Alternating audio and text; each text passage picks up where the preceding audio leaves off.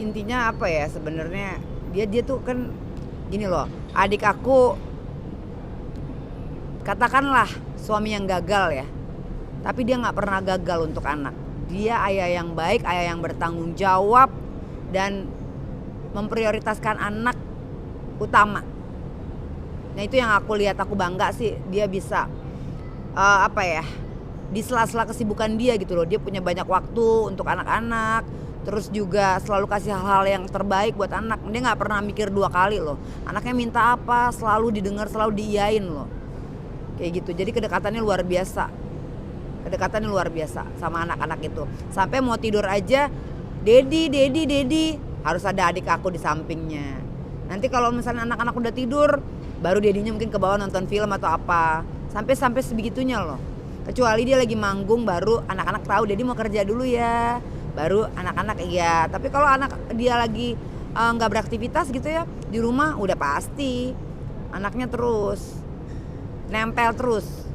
Yang kakak lihat anak-anak lebih senang sama dedinya atau sama maminya sih? Yang jelas kalian bisa lihat sendiri, anak-anak tuh sekarang lebih ya kondisinya baik dan bahkan jauh lebih baik dari sebelumnya. Dia lebih ceria gitu loh, bahagia, lebih ceria lah, happy lah. Yang kakak lihat sendiri. Ya, dan belum, anak-anak tuh masih terlalu kecil akan mengetahui hal yang seperti ini. Jadi ya kita lebih menjaga supaya anak-anak happy aja sih intinya. Jadi belum waktunya dia tahu, dan itu bukan tugas aku untuk aku ngobrol atau apa yang ke masalah itu. Sebisa mungkin aku hindari ke arah situ. Aku lebih ke kayak nemenin, ngawasin anak-anak, ngeliatin, terus bikin happy, ajak main. Aku lebih begitu. Yang mana yang bukan yang bukan, yang kira-kira aku nggak semestinya lakuin, aku nggak. Kayak aku mau, banyak orang di luar sana nih netizen bilangnya, Kak Feby tolong bantu Starla dong, ini berubah penampilannya biar begini biar begitu.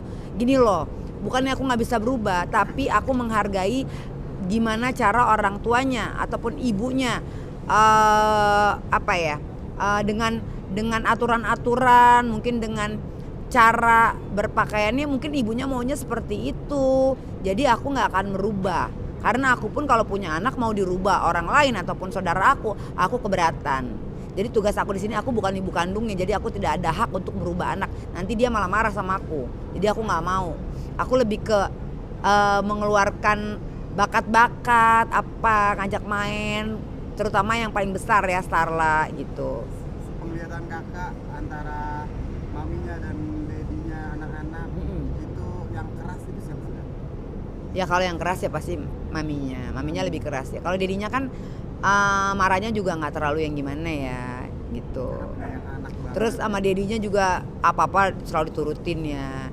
Jadi ya udah, pasti anak-anak tuh lebih ke dedinya ya, jelas gitu. Seperti apa sih Kak, mungkin hal-hal yang keras tersebut Kak yang pernah dilakukan? Ya kalau dedinya kan nggak pernah yang marahnya kayak gimana banget gitu. Lebih ke mau mengajarin gitu ya. Nggak perlu dengan kekerasan gitu loh. Maksudnya dedinya menerapkan gitu loh. Nggak perlu anak itu harus diomongin, diajarin dewasa, diajak ini mengerti. Jadi nggak usah yang pakai harus dibentak kayak gimana misalnya gitu.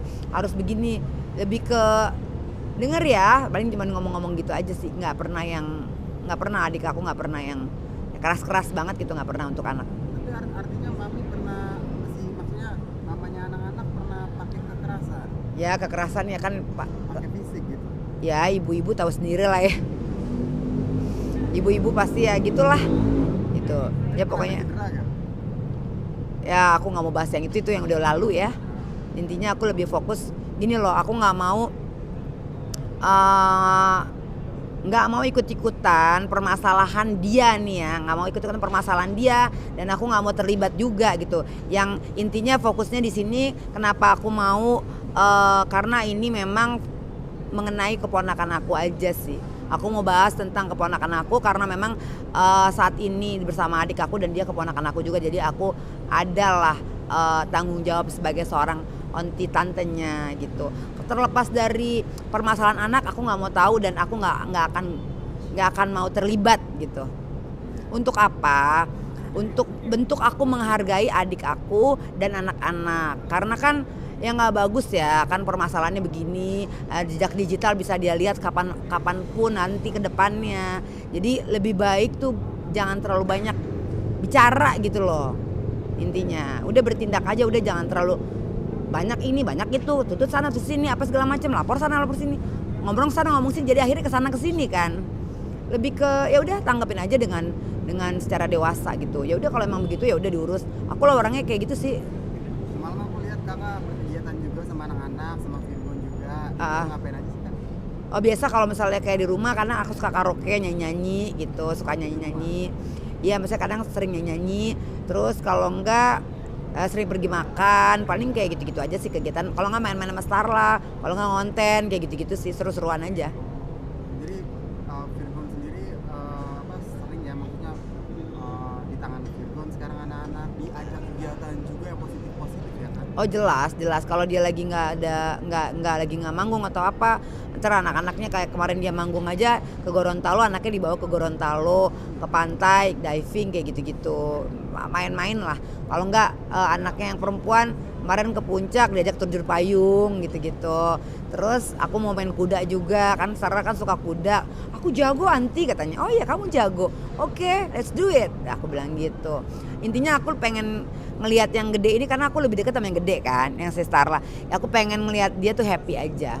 Dan aku nggak pernah ngajak ngobrol atau apapun yang berat gitu ya, atau bikin dia jadi bertanya hal-hal yang memang belum sepantasnya gitu.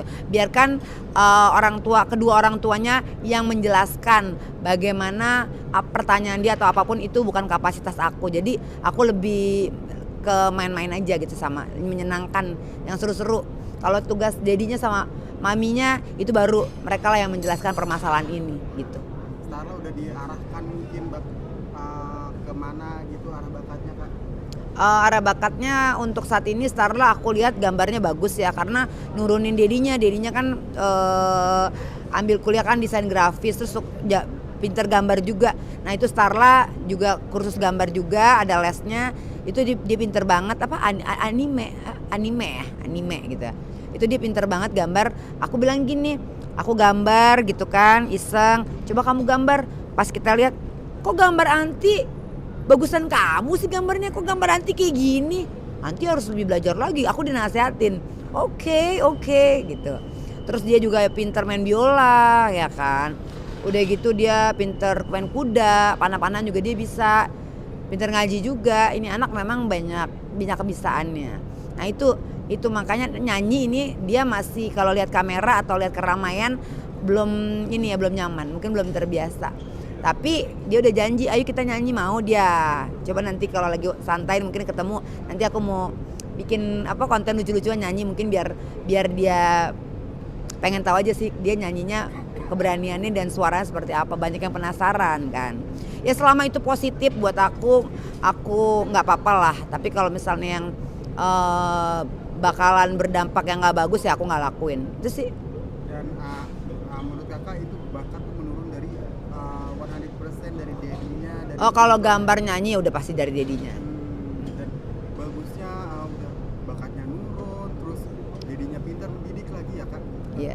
Ya itu banyak kelebihannya, itu anak banyak kelebihannya. Terus juga bahasa Inggrisnya juga pinter banget loh. Karena kan hari-hari di sekolah kan ngomong sama guru kan pakai bahasa Inggris. Jadi makanya di konten aku tuh dia bahasa Inggrisnya kok pinter banget, ya ampun, dia bilang. Ya karena dari kelas 1 ya, dari kelas 1 selalu menggunakan bahasa Inggris, berkomunikasi bahasa Inggris di sekolah gitu. Maksudnya udah bakatnya diturunin semua dari ayahnya gitu. Ayahnya juga bagus cara mendidiknya, nggak pakai kekerasan, itu menambah kelayakan untuk Virgon mendapatkan hak asuh anak nggak sih? Iya bisa jadi, karena kan dilihat anak-anak kalau misalnya nanti dipantau kok dalam keadaan baik. Mungkin nanti dari anaknya sendiri yang terutama yang udah besar ya, mungkin bisa. Virgon di sini tidak pernah mendokteri ataupun ngomong yang nggak baik tentang mamanya, nggak pernah. Dia selalu, kamu harus hargain mama, itu mama kamu, ini begini, dia didiknya bagus. Dan kalaupun nanti terjadi perebutan hak asuh anak, Virgon tidak pernah memaksa untuk Starla untuk ayo sama Dedi, nggak pernah. Biarkan anaknya leluasa memilih kenyamanan apa yang dia mau tinggal sama Dedinya boleh, dia mau tinggal sama maminya boleh. Jadi karena dia udah besar yang Starla, jadi Starla bisa menentukan Starla maunya tinggal sama siapa. Tapi pernah ditanya begitu? Ya ini nanti akan dia suruh milih sendiri, maksudnya jadi adik aku tuh nggak yang berusaha ini harus tinggal sama aku, enggak. Anak-anak kan udah yang satu itu kan udah gede yang Starla. Jadi kalau Starla satu saat, jadi aku mau sama mami aja, silakan, nggak ada yang menghalangi. Tapi kalau anak-anak ngomong, Dedi aku mau sama Dedi, ya mamanya juga nggak boleh nahan, kan gitu. Gitu sih. Tapi maksudnya yang tadi maksud saya itu Kak, yang jalan terjal itu untuk Virgon mendapatkan asuh anak punya masa lalu kelam kan juga.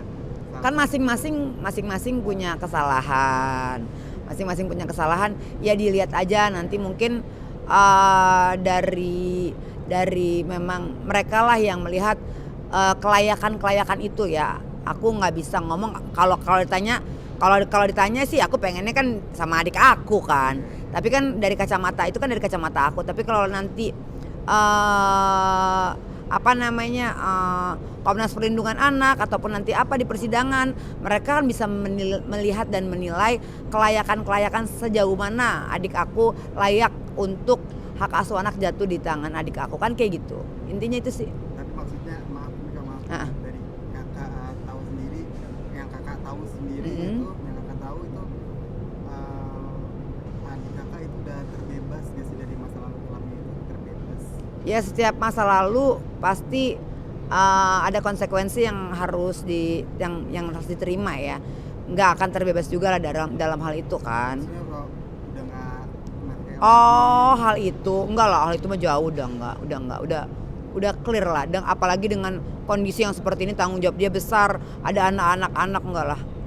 karena Udah. salah satu yang diminta pengadilan bahwa bukti bahwa Kan sudah terbebas. ya sudah jelas kan, udah terbebas, udah nggak ada hal-hal gimana, dan dia sekarang juga sering di rumah, kalau nggak ada pekerjaan, nggak ada aktivitas apa, selalu bersama anak-anak, bahkan satu hari aja video call berkali-kali gitu. Aku ada sendiri di situ berkali-kali, dikit-dikit video call anak-anak gimana, dikit-dikit udah makan belum, dikit-dikit video call. Jadi semenjak ada anak dia banyak waktu banget di rumah. Kakak awasi terus juga. Iya pasti. Pokoknya kalau nggak ada kegiatan selain motor ya, mungkin kalau nggak ada kalau misalnya lagi nggak ada pekerjaan, nah dia sekali-sekali motoran ada. Tapi terlepas kalau lagi nggak motor juga, nggak ada kerjaan, dia sama anak-anak selalu. Sama anak selalu. Ya pokoknya intinya pesan aku ya di sini, ya udahlah, jangan terlalu dikit-dikit lapor kayak gimana. Ya kalian kan udah pada ini ya, udah jadi orang tua ya.